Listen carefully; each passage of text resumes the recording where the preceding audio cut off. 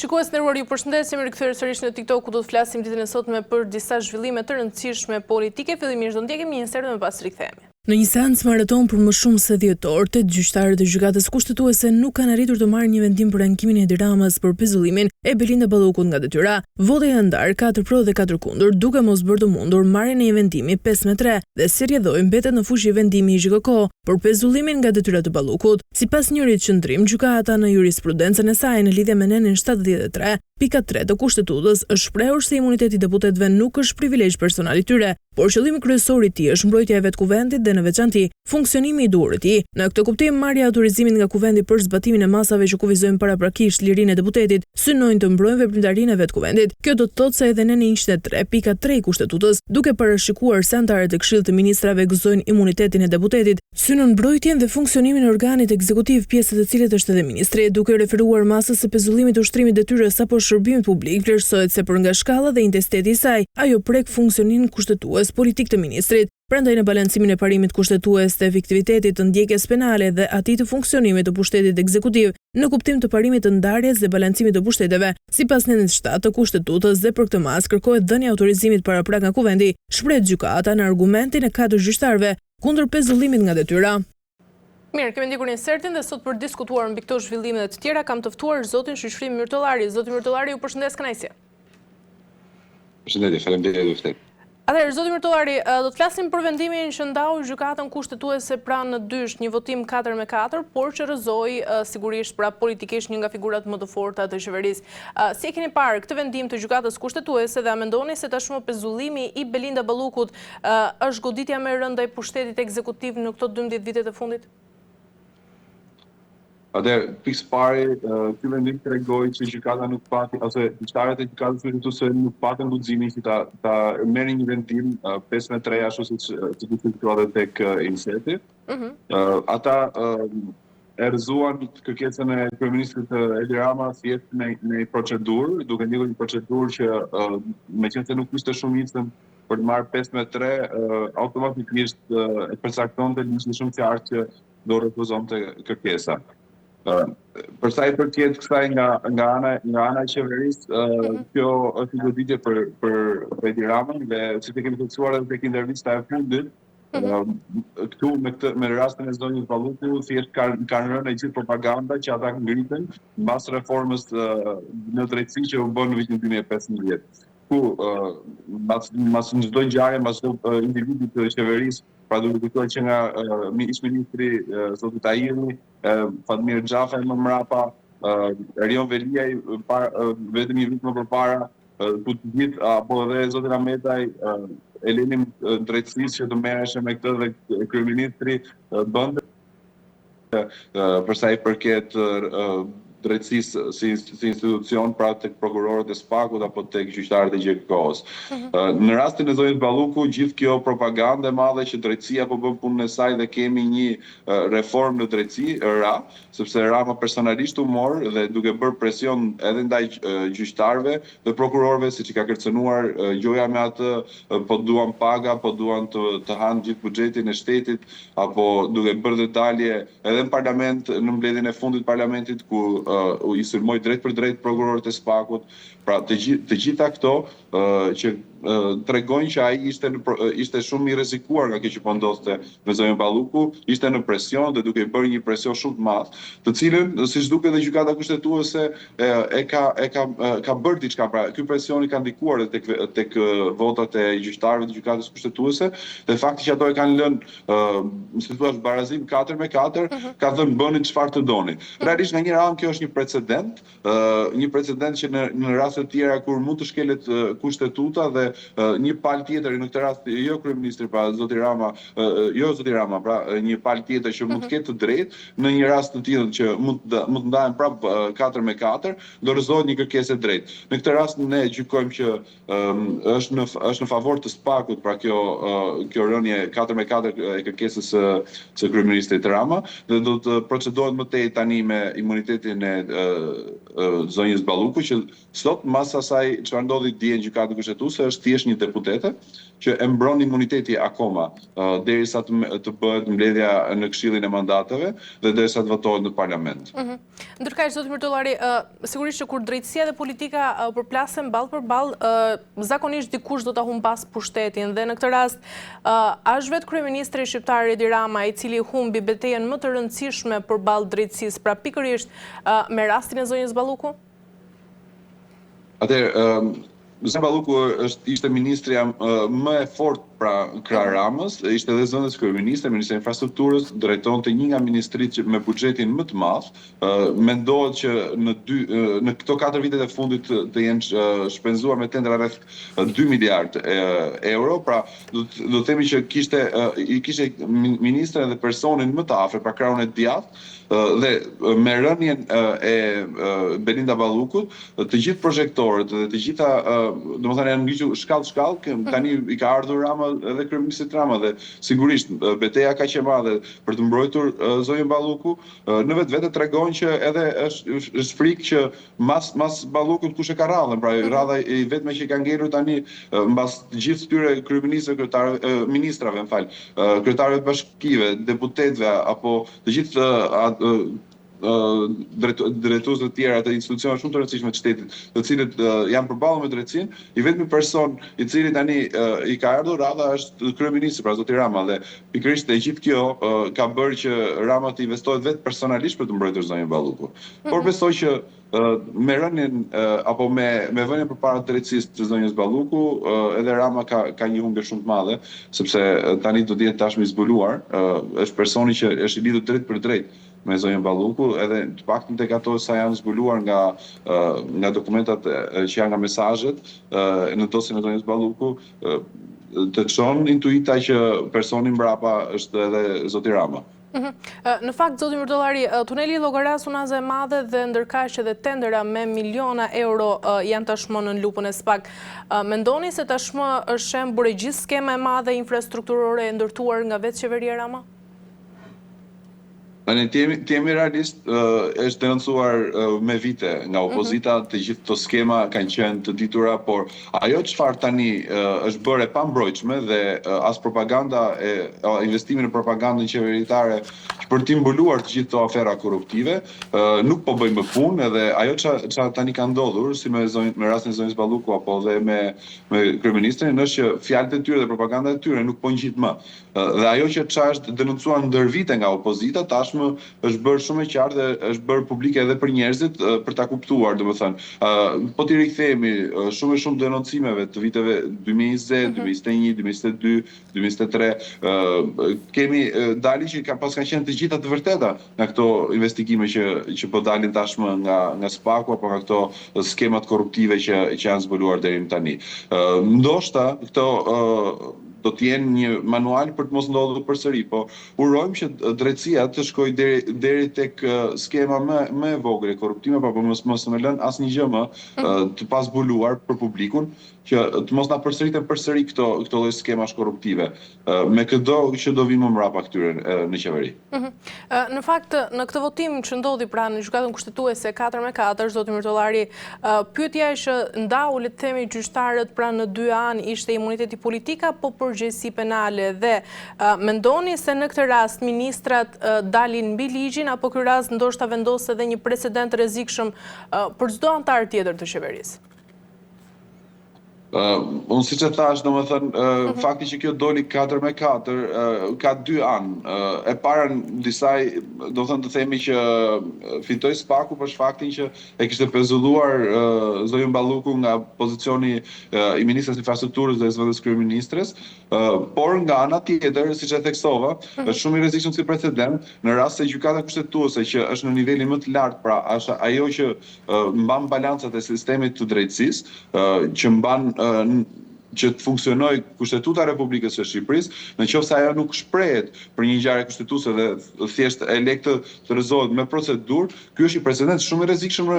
në rastet e mëvonshme. Pra nëse do kemi një rast tjetër ku është shkelur Kushtetuta dhe po themi në këtë rast opozita apo disa qytetarë e kundërshtojnë këtë shkelje, pa presionin që i ndodhi gjykatës kushtetuese tani mund të marrë një vendim kundra apo mund të argëzojë me një vendim me një votim 4-4 dhe kjo do të ishte një precedent shumë i rrezikshëm. Pra, gjykata kushtetuese, në qoftë se SPAK-u kishte të drejtë, që në këtë rast besojmë që kishte të drejtë, duhet të shëmojnë vetim 5-3 dhe për mos ta lënë këtë si një precedent që do të ndodhin të tjera me një votim 4-4. Pra, po flasim për kushtetutën që është në niveli më i lartë, edhe gjykatës kushtetuese është niveli më i lartë që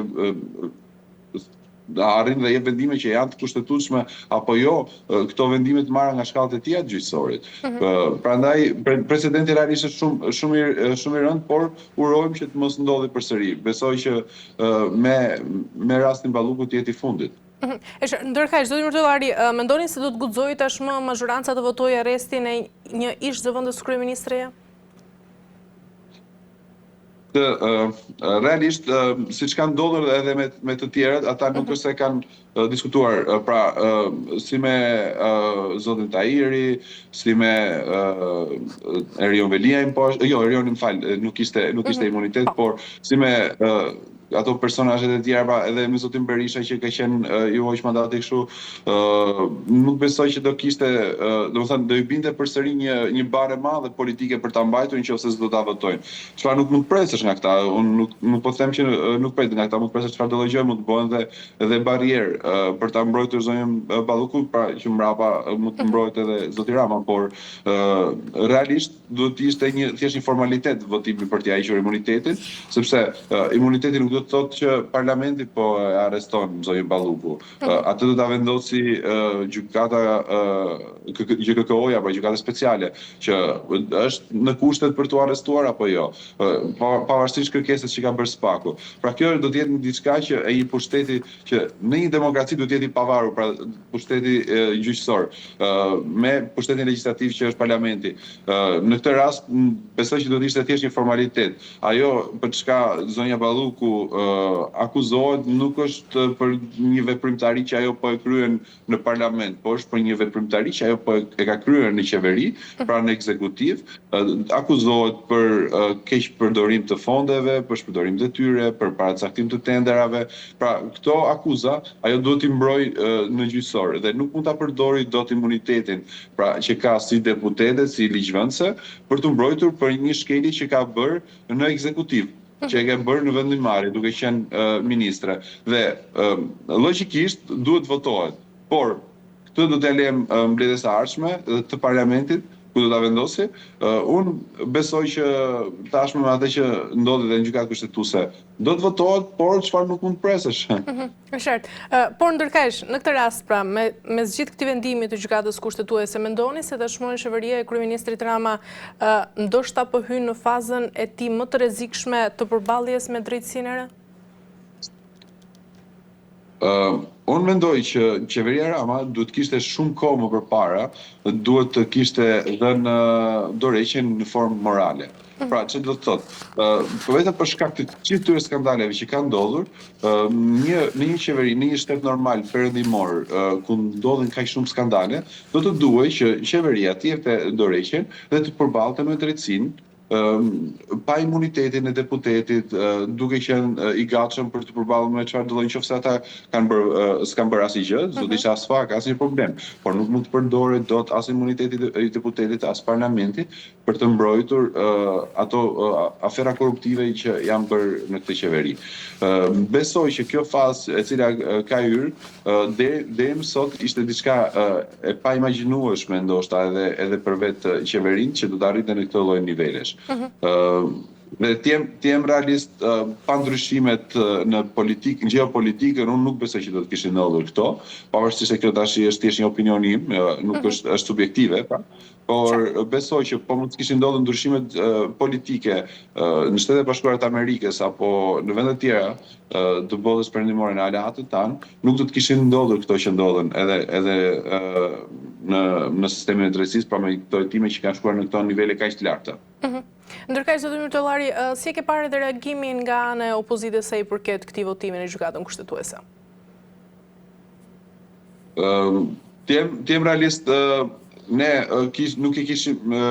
besimin që do votonte 5-3 për të arzuar kërkesën e Ramës, edhe po prisnim që të mbronte Zonja Balluku në gjykatën kushtetuese për shumë arsye, për gjithë të presionin e madh që ishte bërë gjatë gjithë këtyre kohëve dhe për të gjithë zvarritjen e madhe që është bërë procesit, sepse realisht gjithë hetimi është cënuar me këtë zvarritje të procesit nga ana e mazhorancës dhe Partia Demokratike, opozita në vetvete ka pasur shumë pak mekanizma për të bërë diçka. Pra për ta shpejtuar heqjen e imunitetit dhe për ta vënë përpara përgjegjësisë Zonjën Balluku përballë drejtësisë. Partia Demokratike është munduar me gjithë mekanizmat e saj që ka, por në këtë rast ka pasur një blokadë shumë të madhe nga Partia Socialiste, do të thënë do të jemi shumë të sinqertë, faktet janë aty dhe flasin vetë që duke filluar nga kryetari i Kuvendit zoti Niko Peleshi tek kryeministri Rama dhe zoti kryetari i grupit parlamentar të Partisë Socialiste zoti Balla, të gjithë kanë qenë një buroj për të mos i hequr imunitetin zonjës Balluku. Partia Demokratike përballë këtyre fakteve vetëm mundësi ka pas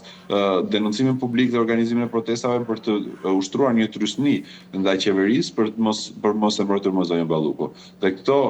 besoj që janë bërë me aq mundësi sa kemi pasur në mënyrë më të mirë. Mendoni tashmë se mbas këtij vendimi të gjykatës kushtetuese zoti Myrtullari Shqipëria do të hyjë ndoshta në një krizë të rrezikshme kompetencash mes gjyqësorit dhe ekzekutivit? Nuk besoj, domethënë në këtë demokracinë tonë të brisht apo në këtë tranzicionin tonë të zgjatur, ende nuk kemi arritur të krijojmë institucione plotësisht pavarura. Që të jetë një demokraci funksionale, duhet të kemi një pavarësi të legjislativit, pra të parlamentit, të ligjvënësve, një pavarësi të ekzekutivit, pra të qeverisë, të pavarur dhe në kontroll nga njëri tjetri, gjithashtu dhe të sistemit dhe të pushtetit gjyqësor. Kjo ka munguar në Shqipëri, jemi realist. Këtu në Shqipëri për momentin kemi të instaluar një parti shtet, pra një kryetar partie që arrin dhe kontrollon gjithë parlamentin, kontrollon të gjithë ekzekutivin dhe duke pasur 2 pushtete në dorë, ai arrin dhe të ushtrojë trusni edhe tek pushteti i tretë që është pushteti gjyqësor. Unë mendoj që me këtë lëvizje që ndodhi tani me këtë vendim të gjykatës, pra me këtë votim, pra me këtë precedent që ndodhi në gjykatën kushtetuese, thjesht u ndalua trysnia deri diku e pushtetit ekzekutiv ndaj gjyqësorit. Unë mendoj që kjo që do ndodhi tani më mbrapa do të jenë përpjekje të partisë shtet, pra të zotit Rama, për të vënë përsëri në kontroll pushtetin gjyqësor, por a do t'ja dali kjo, pastaj do të jetë një sfidë më vete si për atë, si për publikun apo si për votuesit edhe për Partinë Demokratike, për të mbrojtur kushtetueshmërinë dhe demokracinë në Shqipëri. Opozita ka vite që ka nisur një betejë për një demokraci funksionale këtu në Shqipëri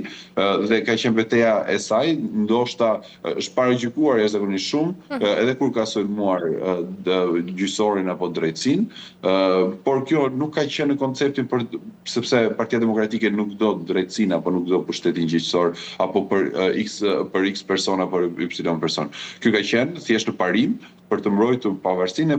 e gjyqësorit dhe për të ndarë të 3 pushtete, pas të cilit ketë kontroll mbi pushtetin ekzekutiv, pra pushteti gjyqësor ketë kontroll mbi pushtetin ekzekutiv dhe pushtetin ligjvënës dhe anasjelltas. Këto pushtete kenë kontrollin të ndërsjellët ndaj tyre.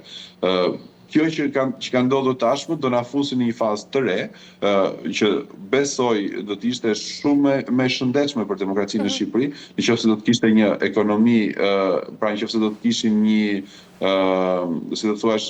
një qeveri teknike e pa ndikuar nga Edi Rama, i cili është një personazh që ka arritur dhe ka bërë të mundur që të kontrollojë çdo gjë. Do me thënë, ta kontrolloj ai personalisht, pra të krijojë një shtet që është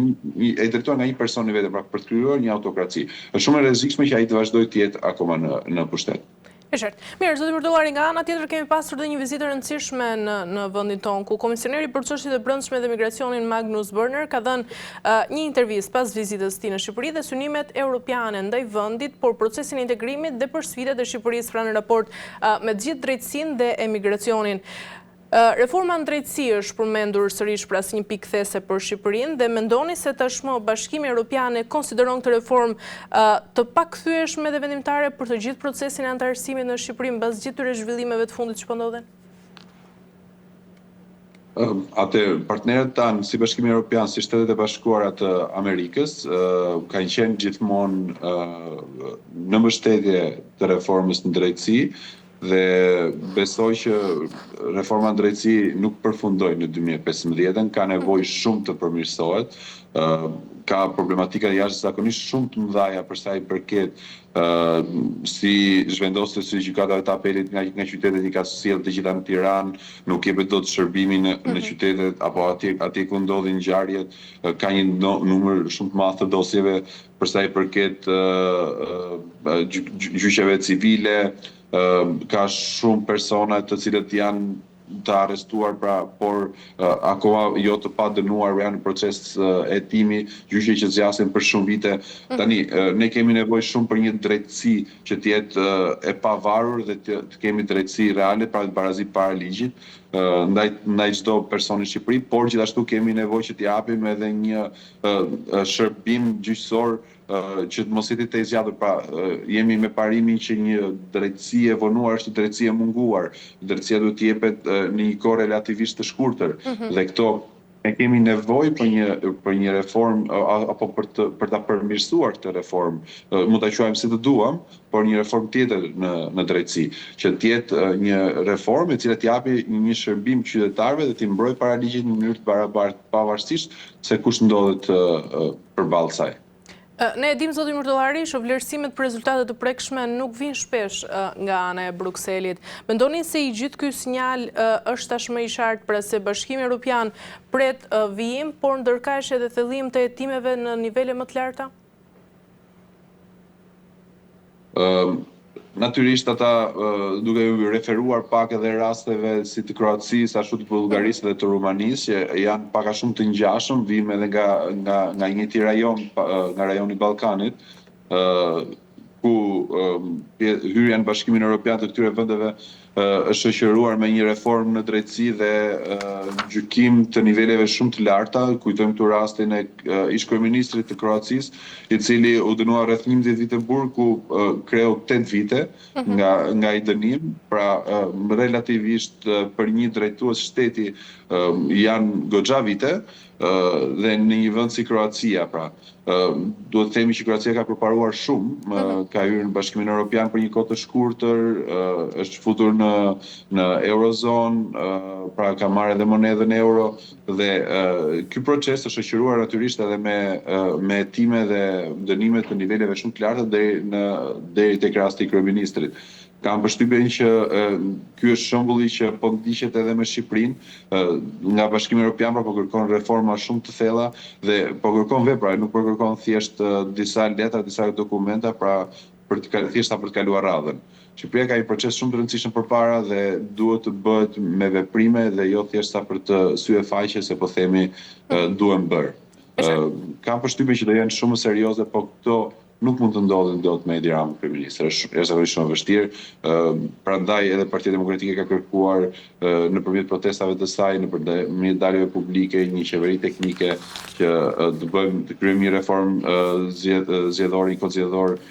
të përshtatshëm për Shqipërinë, një reformë territoriale që të jetë në funksion të shërbimit të qytetarëve dhe jo në funksion të elektoral të një partie. Këto gjëra janë shumë të nevojshme të bëhen pa Edi Ramën kryeministër dhe më pas të lëmë drejtësisë që të bëjë punën e saj. E qartë. Mirë, zoti Murdollari, për ta mbyllur, ndërkaq mbas këtij vendimi në gjykatën kushtetuese, cili do të jetë objektivi i Partisë Demokratike? Tani, Partia Demokratike ka vetëm një objektiv, krijimin e qeverisë teknike, pra dorëheqjen e kryeministit Rama, pas gjithë këtyre skandaleve që ka, nuk ka më moral politik për të drejtuar vendin. Nuk mund të fshihet më mbrapa disa zgjedhjeve që të gjithë i dinë kush, pavarësisht çfarë thuhet në media, pra në rrugë private, i dimë se si ka ndodhur dhe çfarë zgjedhjesh ishin. Nuk mund të fshihet dot më mbas atyre zgjedhjeve. Morali politik ka rënë kur bashkëpunëtorët e tij më të afërt janë të akuzuar për korrupsion, ka mesazhe, ka prova. Për këtë dhe objektivi i Partisë Demokratike dhe në protestat e saj do të jetë kërkesa për një qeveri teknike e cila do të drejtojë dy reforma shumë të rëndësishme përpara se sa të shkojmë në zgjedhje, reformën territoriale dhe në shërbim të qytetarëve dhe jo në shërbim të një partie për interes elektoral, si dhe një kod zgjedhor që të kemi një sistem ku vota e qytetarit vlerësohet dhe të ndahet në mënyrë proporcionale për të shërbyer aty në parlament. E qartë. Mirë, zoti Myrtollari, kemi arritur. Pra e përmbledhur për ta përmbledhur këto janë kërkesat e qeverisë teknike dhe bërja e reformës territoriale dhe kodit zgjedhor. E qartë. Mirë, zoti Myrtollari, kemi arritur në fund. Ju falenderoj shumë për gjithë informacionet. Ishte kënaqësi. Faleminderit edhe për mua. Ju uroj një fundjavë mbar. Faleminderit. Mirë, të nderuar televizionistë, kemi arritur në fund të kësaj pjese të parë ku ndalem tek zhvillimet politike në vendin tonë, tek çështja e zonjës Belinda Balluku. Do ta mbyllim këtu këtë pjesë të parë dhe më pas rikthehemi në pjesën e dytë për të ndalur tek gjeopolitika.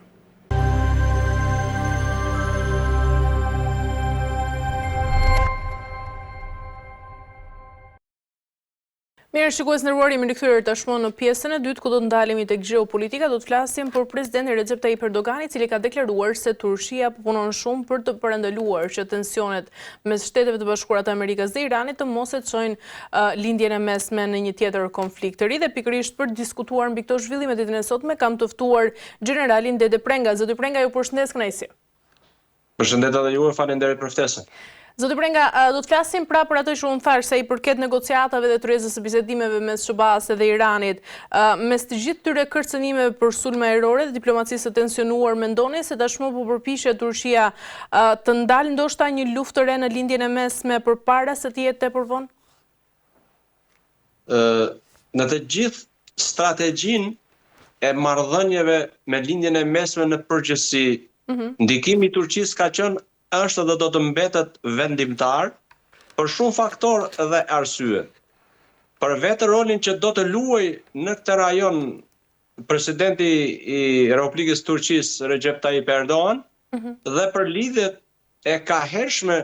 që për shumë arsye kanë patur, së pari për pjesën që përfshihet Turqia sa pak fare në Evropë, por edhe në pjesën aziatike, dhe shumë arsye të tjera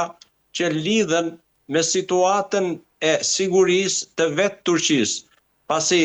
shumë vendet e tjera si Siria, Irani, edhe kurdët që tashmë përgjithsisht janë të organizuar dhe jo më kot ka qenë këmbgulja e Recep Tayyip Erdoganit, presidentit të Turqisë, në marrëdhënie të ngushta me Shtetet e Bashkuara të Amerikës, që edhe pas situatës së kolapsuar në Siri, të ishte Turqia ajo që do të merrte rolin, si mund të themi, vendimtar, atë të cilën e ka patur Rusia më parë për sa i përket Sirisë, në kuptim. Në këto kushte, mendoj që Turqia do të vazhdojë të luajë një rol vendimtar për sa i përket uljes së gjakrave, të qetësimit të situatës dhe mundësimit të nënshkrimit të një marrëveshje që ju intereson lindjes së mesme në veçanti, por edhe gjithë rajonit në përgjithësi, pa harruar këtu që ka qenë është do të mbetet lindja e mesme një nga pikat më kritike të konflikteve të herpashershme, të luftrave që kanë shpërthyer të herpashershme dhe të armiqësive të padiskutueshme që kanë patur kryesisht vendet arabe me pjesën e Izraelit, duke menduar që pas Izraelit qëndron në mbështetje të fuqishme Shtetet e Bashkuara të Amerikës. Në këto kushte jam i bindur që me kërcënimet që ka vazhduar e trysnin që vazhdon të ushtrojnë Shtetet e Bashkuara të Amerikës nëpërmjet presidentit Trump, pasi kemi një flotë të jashtëzakonshme detare dhe ajrore, tashmë në distancën e mundshme që mjafton vetëm një urdhër për të sulmuar objektivat e kryesore të Iranit,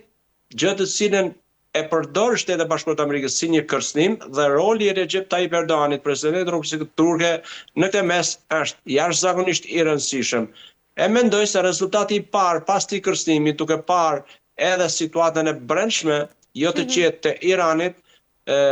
atje kanë marrë një vendim që të shkojnë në bisedime dhe ditën e djeshme këto bisedime u zhvilluan në minutën e fundit, ndryshuan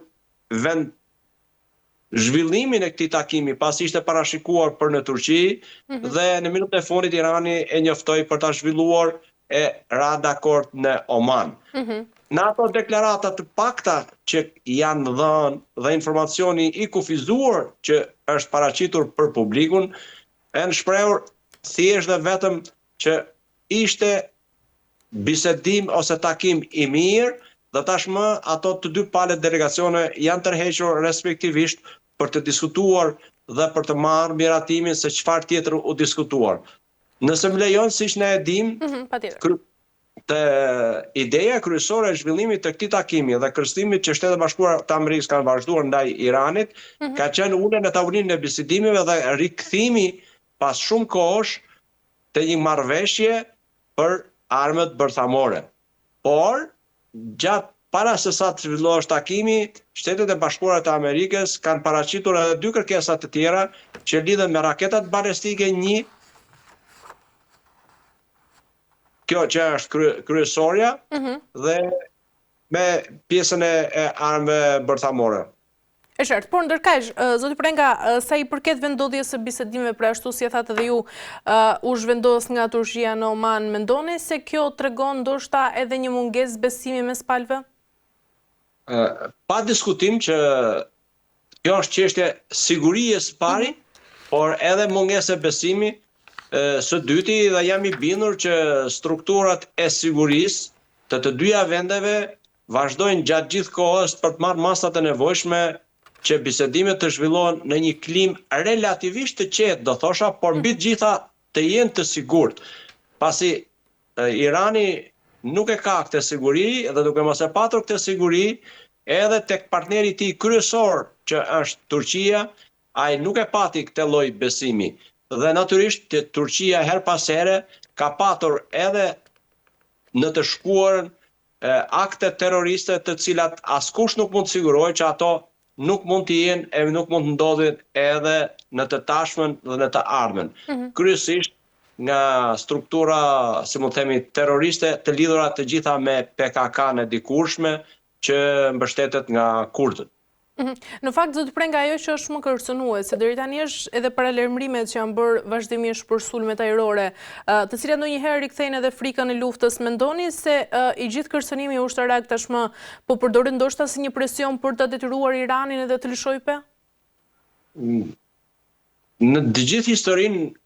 e diplomacisë botërore të konflikteve dhe të luftrave, gjithmonë vendet që janë në përplasje me njëra tjetrën kanë mjetet e presionit dhe ato që mendojnë se janë për momentin më efikasët nuk i ndalon njëri për t'i përdorur dhe për t'i shfrytzuar. Kjo është ajo pjesa që shpesh përbën konflikt dhe përbën një rrugë relativisht të komplikuar dhe të vështirë për të vajtur deri tek tavolina e bisedimeve dhe e vendimeve të mundshme që mund të merren në interes të dy palëve, cilët do qofshin këto. Dhe natyrisht Shtetet e Bashkuara të Amerikës këtë mundësi, këtë kapacitet luftarak e ushtarak e kanë, dhe tashmë ata janë futur, si mund të themi, në rrezën e plotë të veprimit për sa i përket forcës ajrore dhe forcës detare për të krijuar një kërcënim serioz e real. Kjo ishte edhe thirrja e presidentit Trump që ju drejtuar udhëheqësit shpirtëror të Iranit, Ayatollah Khamenei, që duhet të jetë shumë i kujdesshëm. Ndërkaq, zoti Prenga, Erdogan nga njëra anë kërkon përfundim të shpejtë të këtij konflikti pra mes SBA-s dhe Iranit, por pa përdorur forcën, themi. Mendoni se ka ende diplomacia kohë tashmë për të ndaluar ndoshta një përshkallëzim të një konflikti mes SBA-s dhe Iranit? Unë mendoj se ka akoma kohë dhe këtë e tregoi takimi i ditës së djeshme dhe është lënë hapur një mundësi takimi tjetër javën e ardhshme dhe unë mendoj që ka mundësi nëse Shtetet e Bashkuara të Amerikës nuk vazhdojnë të rrisin kërkesat për sa i përket takimit. Pra ka qenë kërkesa e parë që lidhet drejt për drejti me përdorimin ose krijimin ose patjen e posedimin e armëve bërthamore dhe janë kërkuar nga ana e Shtetit Bashkuar të Amerikës drejt për së drejti që sasia prej 400 kg e uraniumit të pasuruar të mund të gjendet një vend i tretë për tu dorëzuar, për të patur një farë shkallë sigurie më të lartë, por tu tash janë shtuar edhe dy kërkesa të tjera që mendoj se nëse do të vazhdojnë në këtë format, atëherë shtimi i kërkesave do të thotë që bisedimet dhe mundësia në nënshkrimit një marrëveshje mes palëve është i minuar pa filluar akoma, nëse do të vazhdojnë të shtohen kërkesat her pas here nga takimit e radhës. Në do të vazhdohet të qëndrohet në këto kërkesa, jam i bindur që tavolina e bisedimeve në interes të dy palëve, Iranit dhe Shtetet e Bashkuara të Amerikës, duhet të përfundojë me një nënshkrim marrëveshje mbi të gjitha për realizimin e objektivit madhor që kanë Shtetet e Bashkuara të Amerikës, por do thosha edhe gjithë globi për sa i përket traktatit të mospërhapjes armëve bërthamore nukleare. Ndërkaq, zoti Prenga, takimi i së premtes pra i dieshme mbetet sërish në pikpyetje, por çfarë do të ndodhë nëse do të dështojnë ky raund i negociatave, duke hapur ndoshta rrugën edhe për skenarët ekstrem, dhe a është lindja e mesme pra në prag ndoshta të një krize të re të paparashikueshme, duke qenë se edhe vetë presidenti i SBA-s Donald Trump ka lënë mundësinë e hapur të një goditje? Unë mendoj që rreziku atje nuk ka kaluar, vazhdon të jetë situata e tensionuar, e komplikuar dhe tepër e vështirë për të patur një nënshkrim marrëveshje që lidhet drejt për së drejti me paqen atje. Natyrisht, fjala paqja është gjë e madhe dhe për lindjen e mesme nuk ka qenë, nuk besoj se do të jetë një zgjidhje e përhershme. Edhe nëse ajo do të jetë fare pak në afatgjat në kohë, pra e përkohshme, dhe në këto kushte jam i bindur që edhe vendeve vetë të rajonit, Iranit, por dhe Shtetet e Bashkuara të Amerikës, një, si mund themi, ngjarje apokaliptike nuk i intereson askujt, sepse nuk mund të kthemi as ekspertët MNZ nuk mund të arrijnë të përkufizojnë dhe të japin mendimet e tyre dhe të thonë që po, kjo situatë do të zgjas kaq dhe dëmet do të jenë kaq. Askush nuk mund të parashikojë se çfarë mund të ndodhë. Dhe jam i bindur që askush nuk mund të parashikojë se kush do të reagojë dhe kush do të jetë i përfshirë në këtë konflikt dhe situatë e cila është mjaft delikate, aq sa dhe shumë e komplikuar. Gjithsesi, diplomacia ndërkombëtare, veçanërisht e Shtetet e Bashkuara të Amerikës, e Turqisë, e Iranit dhe vendeve të tjera që nuk është se po dalin, si thosh, po prevalojnë, sepse janë këto të parat, kam bindjen që po punojnë dhe duhet të punojnë, se lindja e mesme nuk është se s'ka patur konflikte. Konfliktet, luftat i ka patur në mënyrë të vazhdueshme dhe pasojat e tyre tashmë dihen, sidomos për Palestinën, por edhe për vendet e tjera që janë rreth rrotullt. Gjithçka aty është lidhur edhe me nivelin ekonomik, pra mbi tregtinë e naftës dhe të gazit, që preket po thurse 20% e kapaciteteve në shkallë botërore. Gjithsesi, unë mendoj që kjo javë që po mbyllëm e po lem pas, që ka qenë një javë mjaft e ngarkuar dhe me zhvillime mjaft pozitive në fushën e diplomacisë dhe intensive, do thosha si asnjëherë tjetër, të paktën për 2026-ën, që prek 2 pika kritike, sidomos ajo e lindjes mesme, por do thoshim edhe kjo pjesa tjetër që tashmë gati po bën 4 vjet nga lufta mes Rusisë dhe Ukrainës. Këto të dyja, edhe për këto të dyja është punuar fuqishëm dhe grupet e besuara dhe të besuarit e Trumpit dhe gjithë të përfshirit në këto bisedime, pra diplomatike, kanë punuar intensivisht dhe shpresojmë e urojmë që java e ardhshme të jetë në vazhdën e këtyre zhvillimeve për të mund të siguruar një armëpushim apo një paqe të qëndrueshme, do thosha relativisht. Zoti Prenga, nga ana tjetër, duke përjashtuar këtu çdo skenar ekstrem që mund të ndodhë mes të dyja palëve, duke parë këtu edhe paralajmërimet për pasoja shumë të rënda që vijnë vetë nga presidenti i SBA-s Donald Trump, mendoni se Irani në një moment do të detyrohet të pranojë të gjitha kushtet e vendosura nga ana e SBA-s? Kjo do të ngelet të ardhmës, do të ngelet bisedimeve, jam i bindur që edhe Irani në këmbim mund t'i pranojë të gjitha, por do të kërkojë në këmbim diçka patjetër. Dhe natyrisht që për të zgjatur, si mund të themi, jetën e qeverisë së Ajetullahëve, apo edhe për shumë interesat të tjera që lidhen drejt për drejt me Iranin, por edhe me partnerët e tij, jam i bindur që do të pranoj kushtet. Kjo është dhe vlen për të parë në të ardhmen gjatë momenteve që do të diskutohet dhe jam i bindur që her pas here ata do të vazhdojnë dhe për çdo kërkesë që bëhet, do pritet të shkohet për të marrë miratimin dhe për të biseduar ndoshta edhe më gjërësisht si në Iran, ashtu dhe Shtetet Bashkuara të Amerikës, apo edhe me partnerë të tjerë që janë të lidhur në mënyrë të dukshme apo të padukshme me situatën dhe zhvillimet e situatave atje. Ndërkaq do të prej nga palët kanë rënë dakord që të vazhdojnë takimet në Muscat, mendoni se i gjithë ky proces i vazhdueshëm i negociatave pra për bisedimet mes SBA-s dhe Iranit do të jetë vendimtar për stabilitetin rajonal? Unë besoj që do jetë vendimtar, gjithçka varet se si do të jenë bisedimet dhe kush do të jenë kërkesat e palëve të shtruara në tavolinë e bisedimeve, dhe sa serioz janë ata në bisedime e sa serioz janë liderit e tyre që ju japin miratimin për të nënshkruar marrëveshjen. Jam i bindur që tashmë lindja e mesme është lodhur jo pak, është në trysninë e luftrave të herpashershme, por edhe të rënjes ekonomike në mënyrë drastike. Irani përfshi këtu edhe sanksionet e shumta që janë vendosur, ka bërë që situata ekonomike në vend të jetë mjaft kritike. Në këto kushte jam i bindur që Irani do t'i interesojë edhe atij të pranojë kushtet, të ulet në tavolinë e bisedimeve. Nuk e ka patur të lehtë Irani për ta bërë një gjë të tillë, por duke pa në raport me njëra tjetrën humbjet dhe përfitimet, ata kanë parë që në mes dy të këqijeve ju intereson të zgjedhin të keqen më të vogël për të nënshkruar një marrëveshje dhe për pranuar kushtet që shtrojnë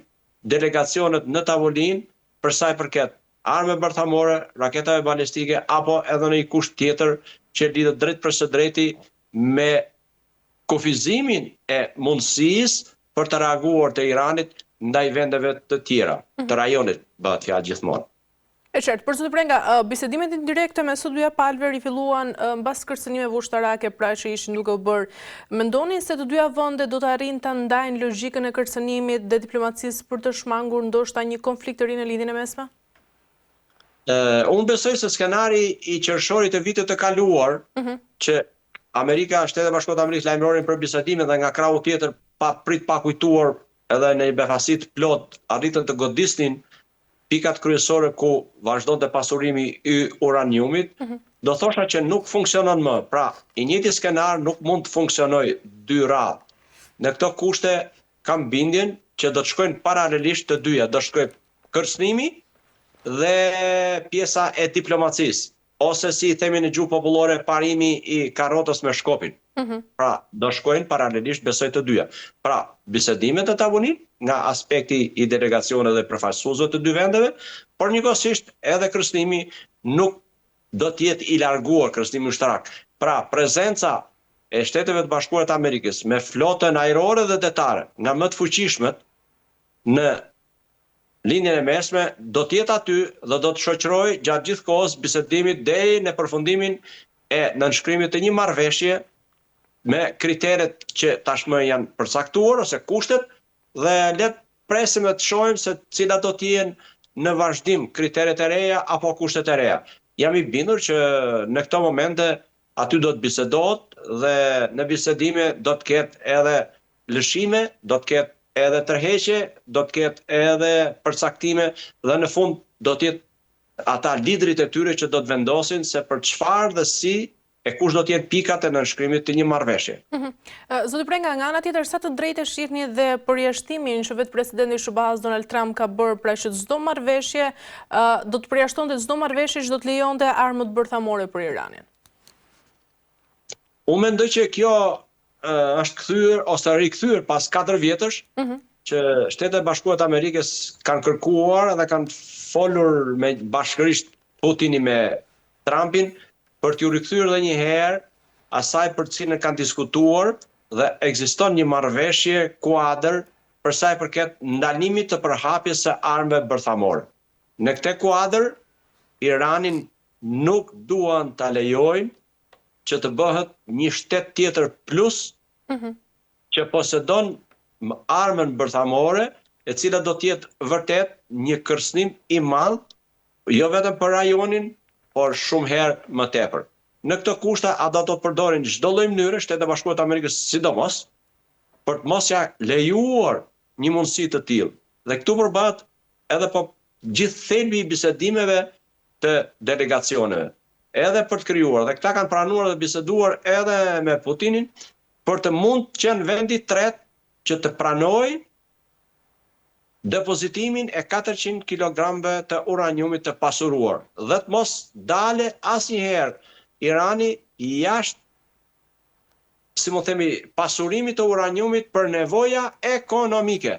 Pra po që se kalon përqind e pasurimit të uraniumit në nivelin mbi 60%, atëherë ai në çdo moment mundet që të krijojë koka me mbushje bërthamore, pastaj pjesa tjetër është krejt më e lehtë për sa i përket transportit për të hedhur apo shtrateve të lëshimit të raketave me koka bërthamore. Kjo do të jetë një kërcënim shtesë do të thosha për gjithë globin. Kështu që kjo do të jetë lufta dhe vazhdon të jetë lufta Shtetet Bashkuara të Amerikës dhe për atë arsye përdor edhe kërcënimet e gjithashme të një sulmi të mundshëm ajror apo detar. Nuk bëhet fjalë mendojon për sulme toksore apo pjesëmarrje të komponentit toksor në këtë sulme nëse do të ndodhin. Unë uroj të mos ndodhin, por kjo do të varet gjithmonë nga palët që janë të ulur në tavolinë e bisedimeve dhe sa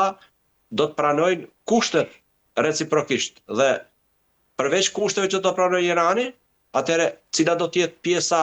e përfitimit për hir të këtyre kushteve nëse ata do t'i pranojnë. Sepse në një tavolinë bisedimesh, jo gjithnjëri të jap, njëra palë të jap 100% dhe pala tjetër përfitoj 100%. Natyrisht që ka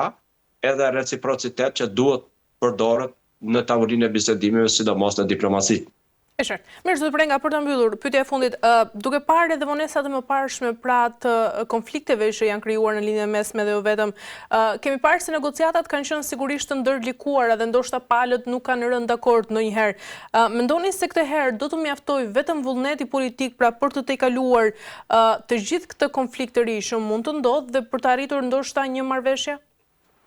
Unë mendoj se askush cili do qoftë në një tavolinë bisedime përpara se të shkojë dhe të paraqiten kërkesat, askush nuk do të dështojë. Dhe jam i bindur që as Shtetet Bashkuara të Amerikës, as Irani, as njëra palë nuk duan të dështojnë. Secila palë do të marrë atë që mendon se është më e arsyeshmja për te. Në këto kushte, pjesa e bisedimeve është ajo që i parafron qëndrimet dhe kërkesat janë apo s'kan argumenta në mënyrë të tillë që pala tjetër ta pranojë. Në këto kushte Irani jam i bindur që nuk do të kishte pranuar negociata as ulën në tavolinë, por e ka bërë nga presioni i madh që Shtetet e Bashkuara të Amerikës i kanë ushtruar. Shto këtu edhe situatën e brendshme, pavarësisht se ata e kanë shtypur me gjak, me dhunë protestat. Ka fare pak tash krahasuar me ato që kanë qenë, por gjithsesi ata e dinë mirë se përveç protestave të brendshme, situatës delikate e shpërthysur nga momenti në moment, është situata tjetër ekonomike me sanksione që janë vendosur dhe jam i bindur që nuk mund t'i përballoj Irani gjithë këto faktorë që ndikojnë drejt për së drejti dhe e dobësojnë në mënyrë të vazhdueshme sistemin e tyre të drejtimit qeverisës, kështu që në këto kushte kam bindjen që ata e menduar mirë përpara se të merren një vendim të tillë për të ulur në tavolinë e bisedimeve. Tavolina e bisedimit do të jetë ajo që do të tregoj përfundimisht në finalizim që shto këtu edhe presionin, e thash, do të detyrimisht Shtetet Bashkuara të Amerikës deri në minutën e fundit që do të nënshkruhet marrëveshja me kushtet që ata kanë kërkuar të paktën deri tani. Uroj që të mos shtojnë kushte të tjera, sepse po që se shtojnë në mënyrë të vazhdueshme dhe takim pas takimi kushtet, atëherë kjo do të thotë që jemi ulur, por nuk kemi për të arritur gjë kundi e nuk kemi për të nënshkruar marrëveshja dhe detyrimisht fjala do t'i mbetet për fat keq do thosha unë nëse do të ndodh, unë nuk do të shëroja, nuk do e uroja, do t'i mbetet pastaj ndërhyrës ushtarake, cila do qoftë kjo. E qartë. Mirë, zot Prenga, kemi arritur në fund, ju falenderoj për gjitha informacionet. Ishte kënaqësi. Faleminderit juve. Faleminderit shumë. Mirë, të nderuar televizionistë, kemi arritur në fund të këtij emisioni dhe për ditën e sotme, bashkë do të shihemi sërish ditën e hënë me tjera tema. Deri atëherë, mirupafshim.